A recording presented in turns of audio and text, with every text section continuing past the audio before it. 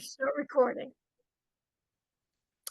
Welcome, Jack. It's so nice to have you giving us a perspective on how to be much more energy effective in this time. Well, thank you very much. Um I've been involved in the construction industry, doing a lot of buildings of all kinds, and millions of square feet have been designed and implemented under our professional guidance. Now, what I realized is that we as professional engineers are really delivering solutions that are highly influenced by manufacturers of equipment. And I realized that we very likely, and in most cases we are, overspecifying, putting in more things than necessary. So that basically led me to a number of questions, and the question of why led to the passion of how to do more with less question that was in on my mind. So over the last 18 years, we've been using concrete as a concrete floors as a rechargeable thermal battery, which seems to be a highly efficient method of harnessing free energy or just charging homes or buildings at night when the energy is in abundance from the power utilities. And in many cases, they offer discount at night. So then basically it kind of brought a simple question. How come, we design buildings slightly different or completely different from cars? See, imagine if, let's say, we buy a car and they say, or if it's electric, batteries are not included. Or if we buy a gasoline-powered engine, then the gas tank is not included. What happens in a building, that is the problem, that we don't have an energy storage vehicle to balance out the daily and nightly consumption. At night, we're using very little energy. During the day, we use a lot. So the question is how to harness it. So there are a lot of other manufacturing solutions that say add another pill for every year. So you want for heating, here is one. You want for cooling, here is another one. And if you want warm floors, then we can put in tubing, piping, plumbing, pumping. Anyway, lots of complexity and obviously added cost. So what happens is we realize that we can all of this complexity eliminate. So in homes, we basically have done homes that produce more energy than they consume, and it doesn't cost more. So the problem is that those were the wins, and they are independently validated. In fact, not by opinions, but the utility meters that basically tell me how much I'm consuming and how much I pay. Turn out to be that now actually I'm getting paid, or the owner's getting paid because they produce more than they consume. So we had very good track record. We've done also institutional buildings, which are a lot more complicated and difficult, like schools, colleges, and universities. In this case, in a colder climate, we can recycle body heat of the students, pick it up that heat and store it and release it. So yeah, so these buildings have been actually validated in the National Renewable Energy Lab's Guide to Net Zero, although these buildings are actually producing more than they're consuming. But we were in the net to guide zero because it's still a big challenge. So we see a lot of things that a lot of builders in master plan communities, you see, they build net zero ready homes. But then begs the question, everybody is ready. How come, how come we are not there? So obviously the cost and complexity is really kind of slowing us down. Now, our rechargeable homes actually have the built-in capability to share energy between homes or between buildings. So in master plan communities, we really create a another kind of step up that is challenging the fact that the construction industry and the housing industry is the last dinosaur not affected by the AI revolution. So now we're actually dialing in with the rechargeable homes and energy sharing homes. And in fact, it's not that much about energy, it's about the health and wellness because the structures are radiant, they are self cleansing. We realize that the outdoor air quality at night, it's much better than during the day because the pollution goes up when a lot of human activity and cars are on the road, and at night all the troublemakers are sleeping. So, so that actually causing the pollution. So what I'm saying is we're getting a better good night's sleep, self-cleansing, and even if when we, especially when health-conscious people are eating healthy, they may be sleeping in a toxic house because the furniture is of gassing, the cleaning of the floors, and the chemicals or whatever it is, they're still there that we actually breathing in. They're kind of our silent, not killers, but really kind of slowing down our health and wellness in a way that and the radiant structures are actually highly desirable structures, and only in the United States, the warm floors exist only in 3% of the homes. In our, with our solution, every house has it, and there is no premium price to pay for it because the concrete is kind of has that ability to radiate. So what is interesting is it costs less. It's more environmentally friendly, less stress on the grid, and actually it virtually expand the capabilities of the energy grid to serve more using the same power station. So let's say rebuilding in California, for example, which is an ideal place for kind of supercharging homes with free cooling at night using ventilation fan and cleansing the house at the same time. So those are kind of the big opportunities, the wins. The challenges is that we're still kind of plagued with manufactured solutions, and they have a lot of salesmen that come in, and they have all kind of wonderful stories. But the problem is many of them are selling the sizzle and not the steak. So that's where kind of the thing comes in. But we're definitely ripe and ready for climate smart energy sharing buildings, healthy, holistic, and it kind of really dials in on the health and wellness, besides low energy bills, which comes as a nice bonus. So, how did you seem very passionate about this. How did you get this great passion to take one of the world's largest challenges on your own shoulders? So, yeah, that's a good question. What's interesting is all of this information that basically I'm just described, it's available. The problem is it's a little bit like Humpty Dumpty that fell off the fence and fell into 1,000 pieces. And the thing is, to link all these pieces together, sometimes it gets confusing. And everybody is tooting their own kind of tune. This is better, that is better, and then becomes an argument, what is better, Coke or Pepsi? Both of them are actually kind of, if you consume too much, you get a little side effect.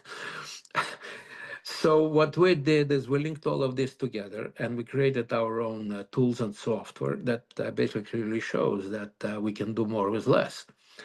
And in the beginning, the challenge was basically is it going to work? Because you do the calculations, everything is fine. Same like a lot of green buildings, they have wonderful predictions. But many realize that the fortune teller can tell the future in advance better about the green building than the guys that do energy modeling or using software and predictions. So what's happened is that our model became robust. We basically calculations were fine, and the actual buildings that have been measured, validated independently by the Canadian government and the US, and then actually best of all by the utility meters that basically show how little we are using.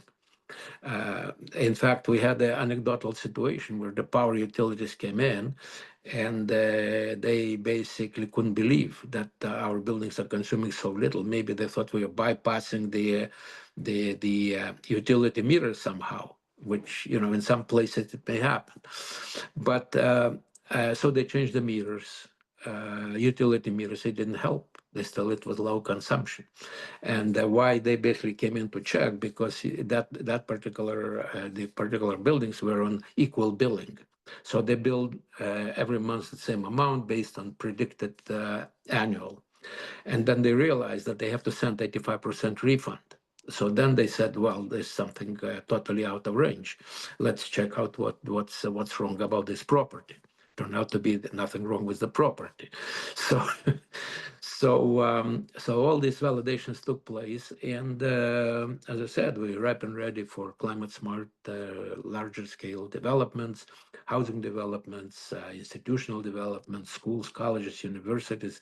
In fact, California is an ideal place for kind of nature connected buildings, nature connected homes that basically hardly would use any energy. So you are actually getting to the heart of a very difficult problem, but it sounds like you can only do it with new builds. Are there any ways that things can be retrofitted into earlier structures? Right.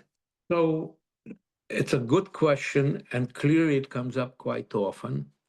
Uh, so some structures, because they're so old, they may be not maybe, but they are subject to new rules and regulations in better compliance, especially in California, for the seismic activity and other health and wellness concern, health and safety.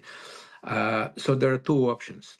One, if they're single levels buildings like schools, for example, the roofs can be removed and replaced with a smart roof, and they can shift immediately to net zero educational buildings. In some cases, it may be the retro or the add-on of this roof may be such that it may not comply with the latest seismic requirements. In this case, cost benefit analysis should be carried out if it's better to demolish the structure and build a new one, because that may be another case.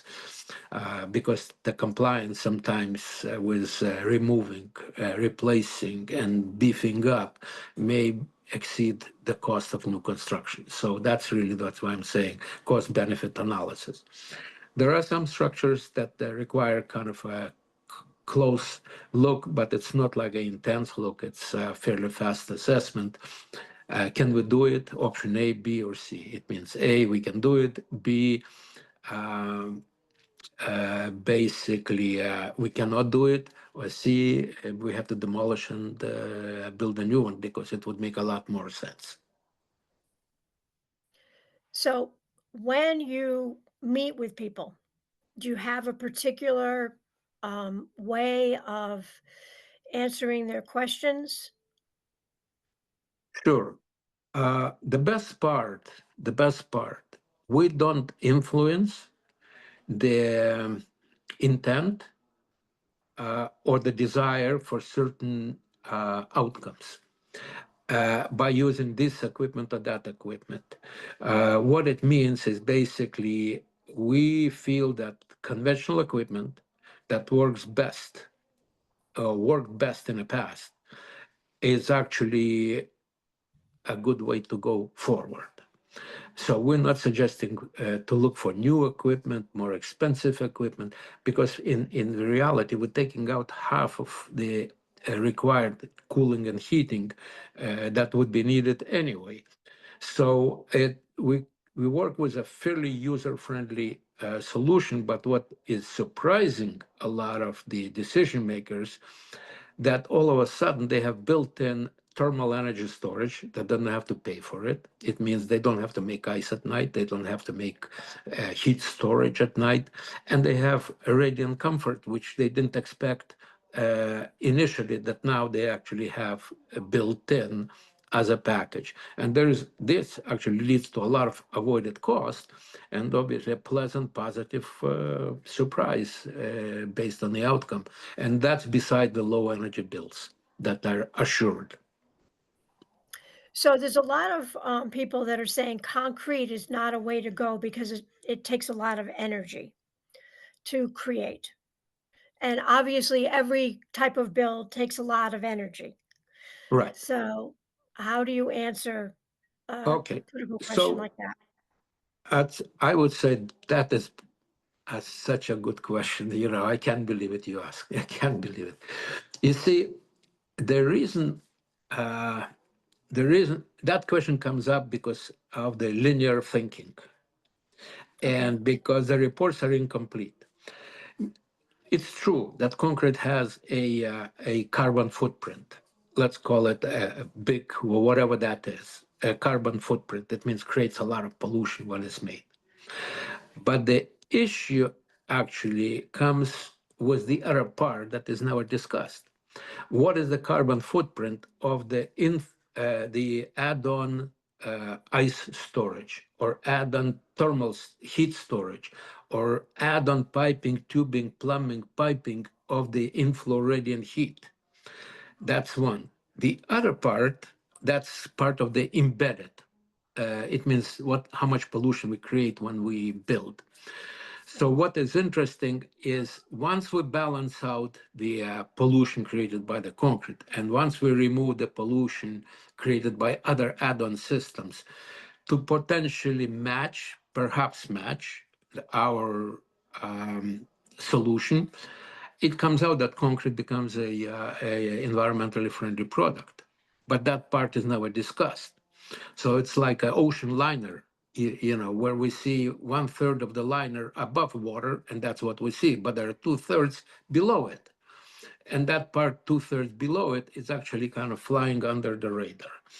So that's one thing. The other part is operational. Well, we have a lot less moving parts to maintain or replace. And concrete floors, we don't replace over the life of the building. It's actually expires when the building expires. So if let's say we have a battery storage, it's lasting 9, 8 years, 9, 10 years. Yeah. And then we have to change it. Well, concrete floors, we don't change every 8 to 10 years. So there is it's an incomplete calculation. So one part of the assessment is correct, but it's basically incorrect when we look at the total picture. And that's where, if we actually do a sober kind of and realistic assessment with the same guys that said the concrete is polluting, they basically will come to a slightly different, a completely different, outcome. Without us kind of tipping the scale one way or the other, basically just explaining that this is just partially true, and but the whole picture is not. So, when you use concrete, obviously it lasts a long time. I mean, concrete goes back to Roman times, right? So, Exactly. and I've seen some aqueducts that are still standing and doing their job Well, this is without a it. lot of maintenance. Well, this is it. So it's true. And actually, that's how our initial thinking started. Like how come, we dialed back in time. And at that time, 2000 years, who had air conditioning, let alone we didn't have electricity. But the Romans are thought to be very great engineers and figured out ways to make wonderful baths and move lots of things without actually all the mechanics that we use now. So, what you're talking about is ease of building mechanics. So, that could also have safety issues. If we're having to rip out and replace, like you said, battery systems and other things, what other safety ramifications do you think your system deals with well? So obviously, the cost of maintaining and operating, let's say, these kind of buildings and homes is exceptionally low. That's one. The other thing is if we have power failure or obviously in California don't have their hurricanes, or but if we have hurricanes, storms, blackouts, brownouts, the buildings or the homes remain very comfortable for extended period of time. And with the new increased demand on electricity, the networks may feel vulnerable, or the power utilities may struggle to keep up with the demand. So it's not only about kind of let's say one building. It's about how it fits into large master planned, say, smart city energy management systems. And that dials in exceptionally well because we create a very balanced approach. And as I mentioned initially, California is one of the wonderful places that you hardly need any cooling or heating. You basically, all you need is a ventilation fan and a rechargeable concrete floor to deliver exceptional comfort and safety and resilience that are self-cleansing and much healthier on people. In fact, another interesting part that the radiant comfort kind of is addressing certain things that some people may feel uncomfortable with air conditioning. Not everybody can tolerate, because when it's blasting cold air, not everybody is comfortable. And when the structure radiates, it's really more kind of human nature, naturally kind of interacting with our bodies that are radiant bodies anyway. So we have very interesting synergy, and people that actually experience living in these buildings or working definitely felt a great benefit. And one more thing is actually we had a medical building. It was open during COVID and treating COVID patients, and they were not recirculating any viruses. Fresh air in, stale air out, because that's another big thing that we do recirculate. Why we recirculate stale air is we try to save energy. Where why? Because there is a penalty for it. In our case, because we have so much energy stored in the concrete that we can afford the luxury on extreme days to still drive fresh, 100% fresh air. So you're saying that we can have buildings that open windows again. Yeah, 100%. You see, um, when we have thermal energy storage, uh, our buildings are nature connected. So if we actually open up a window, we don't lose the energy stored in the concrete. It seems like, let's say, and if we actually go to a hockey game, the ice rink doesn't melt because 60,000 people showed up at the same time. So it's kind of a slow process. So openable windows are actually a great way to go.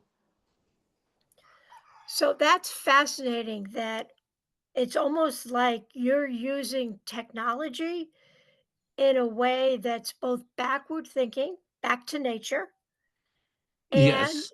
you're creating an abundant future because we're going to be using less of everything.